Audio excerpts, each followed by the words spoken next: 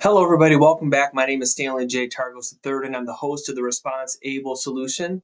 And I'm going to continue a series on being mortgage ready. But this one, I'm going to talk about helping those in your life who want to buy a home become mortgage ready. And this can really start when your kids are teenagers, helping them prepare and understand what life brings and how they can prepare. I'm not going to encourage everyone to go out and get a credit card at age 16 or to go buy a new car at age 18 or to finance college at age 19. I don't know what you need, but I do know if we start with the thought process of what do we need when we're ready to buy a home, the most efficient way to buy a home, sometimes it is putting 20% down. Sometimes it's 10% down. Sometimes it's 3.5% down. What's the difference between each of those scenarios when you're helping your kids or someone that's under your wing buy a house? Is their solution your solution? And this is where I see a lot of people get into trouble. They say, well, you need to buy a home and put 20% down so you don't pay PMI and take all of your cash and spend it. Listen, that's not necessarily the truth. It's not. It might be the most responsible way for a 45 to 60-year-old person to buy a home, but it's not the right way for a younger person who's buying their first home to buy a home, always. And anyone who makes blanket statements that say you need to pay cash for everything or don't buy it, they're fools. I'll say it, it's foolish because very few people can pay cash for everything right out of the gate. But let's think about this. You've been working hard and teaching your kids and those under your wing and the people you're mentoring to work hard, to save, to accumulate a little bit of cash, to have some capital storage. So when the right opportunity comes along, they can afford to buy that home.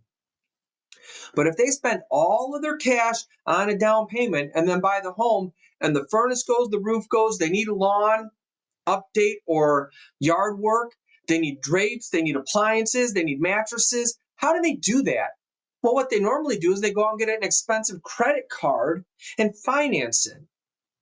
So would you rather have access to cash and wait 6, 12, or 18 months before you're aggressive with how much equity you build into your home?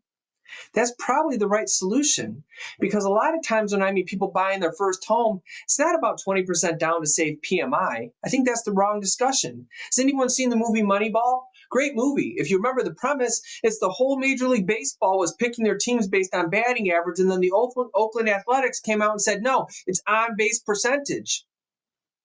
That's what we need to have with the conversation. That's the conversation we need to have with the kids and the young people and the people we're mentoring. It's not about 20% down. It's about control the asset, make it better. And in 6, 12, 18, 24 months, if you want to refinance, get rid of the PMI.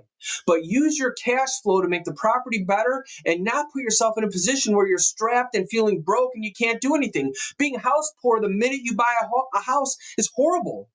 That sounds dreadful.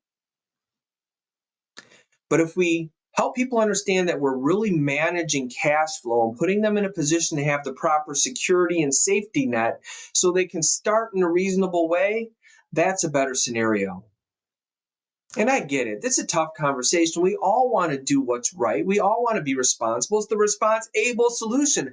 I want to be able to respond in a responsible way. But I wouldn't let my kids put 20% down on a $100,000 or $150,000 house. No way. That's $20,000 to $30,000 that they worked 5, 6 years for or more to save, and they're going to give away to someone who's going to control the outcome, profit from it, and make them beg to get their money back if they ever need it. Not going to happen to my kids. They will put 3 or 5% down, control the assets, sit on their cash until the right time. And at the right time, I will help them get out of all that debt in 9 or 10 years by controlling it based on what's right for them. That's the beauty of Forever Debt Free and what we're building. Not only can I help you purchase a property and get it on a 30-year note, but you don't have to put 20% down and make double payments to get out of it in 17 years. I can help you manage cash flow along the way and eliminate that mortgage in 9 or 10 years. Under your timing, with your control, allowing life to happen in your world so that you're not just trading down payment on a home and a $200 PMI payment for a $4,000 credit card with a $300 payment.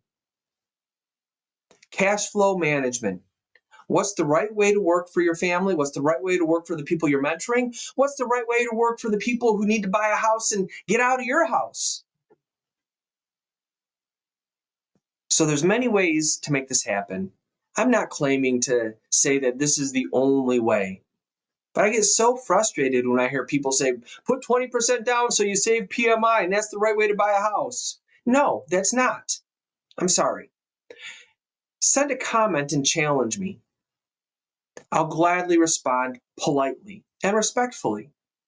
But more importantly, let's sit down with the people that you're mentoring and run a GPS, a guaranteed practical solution based on their specific numbers, their specific goals, their timeline, their age, what's important to them, and what fits from a math standpoint for their comfort and security.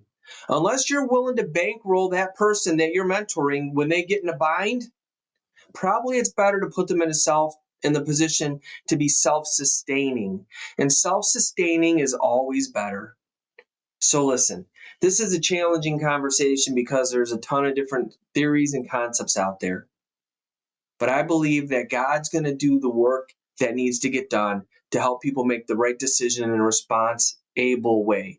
So they have the ability to respond if life happens. And at the right time, we'll help them eliminate that debt completely based on their goals, their needs, and their comfortability.